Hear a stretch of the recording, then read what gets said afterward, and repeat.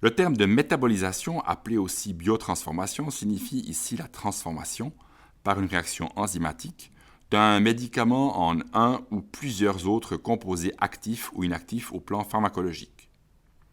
De nombreux tissus peuvent réaliser cette transformation: la peau, les poumons, les reins, l'intestin.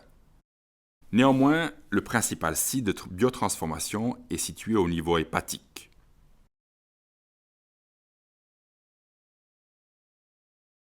Le foie et ses hépatocytes, organes richement vascularisés, contient un grand nombre d'enzymes dont le cytochrome P450, impliqué dans la transformation chimique des médicaments. Sa déficience est souvent incriminée dans la métabolisation prolongée de certaines substances. Le foie reçoit du sang du système porte et rend les substances hydrosolubles ou les élimine en sécrétant avec la bile digestive dans le tube digestif. La métabolisation est une étape fondamentale du devenir d'un médicament de l'organisme.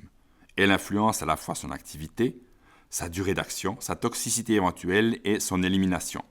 Ce processus est propre à chaque type de molécule, qui peut donner lieu à plusieurs métabolites différents.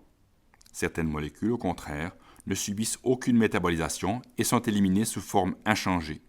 Cette étape peut être assimilée à une désactivation ou à une détoxification du médicament. Quelques rares médicaments subissent une activation lors de ce processus.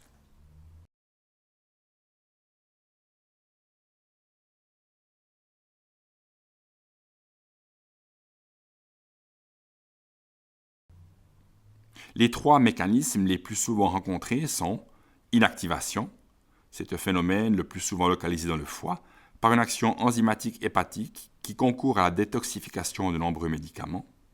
L'activation, par transformation chimique et apparition d'un métabolique plus actif que le composé de départ.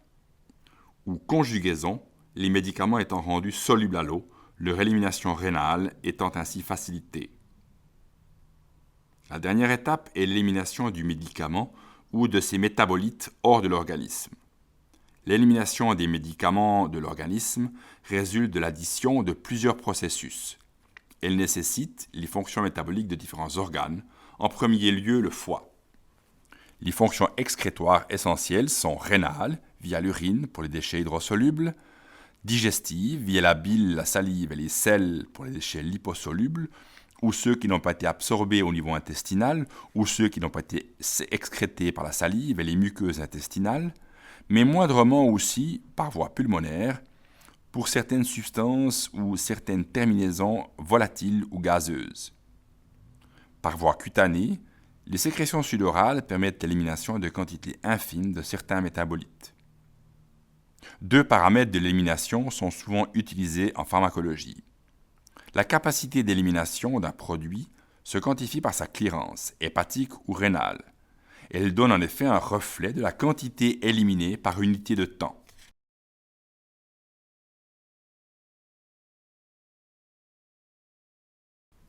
La demi-vie d'un médicament est un autre paramètre largement utilisé pour représenter l'élimination d'un médicament de l'organisme.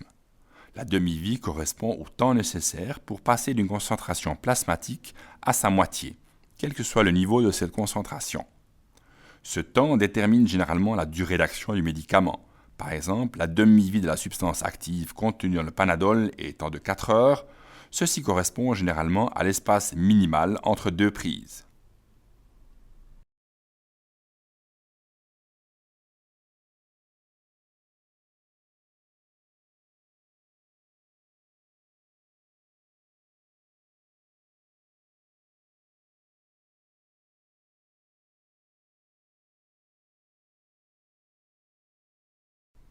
Résumons les quelques éléments de pharmacocinétique entrevus jusqu'ici.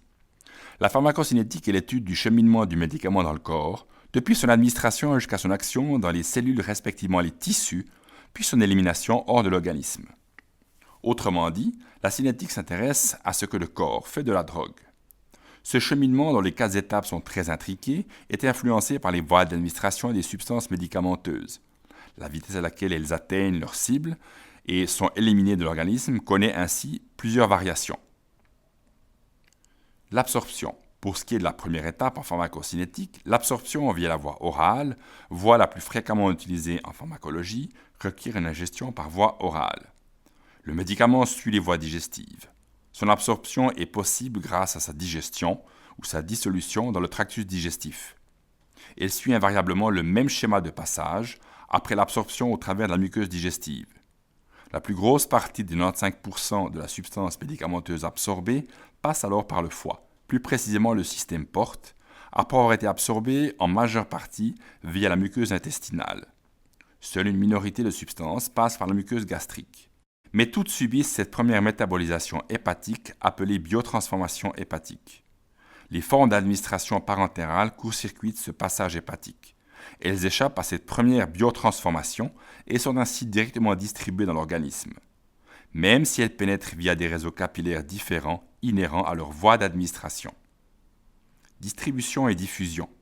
Cette étape est double, mais en même temps très intriquée, car aussi bien la substance diffuse depuis son lieu d'absorption vers le système sanguin, autant elle passe du système sanguin par lequel elle circule pour aller vers les tissus cibles sur lesquels elle va agir. Elle peut y exercer alors ce qu'on appelle son action pharmacodynamique. Métabolisation. Durant le processus, une partie de la substance est transformée par le foie et les reins, par des mécanismes d'oxydation et de réduction dans ces deux principaux organes, afin de les rendre solubles et éliminables. Élimination. Une fois transformées, les substances sont éliminables par le système digestif, le système rénal et moindrement par les systèmes tégumentaires ou respiratoires.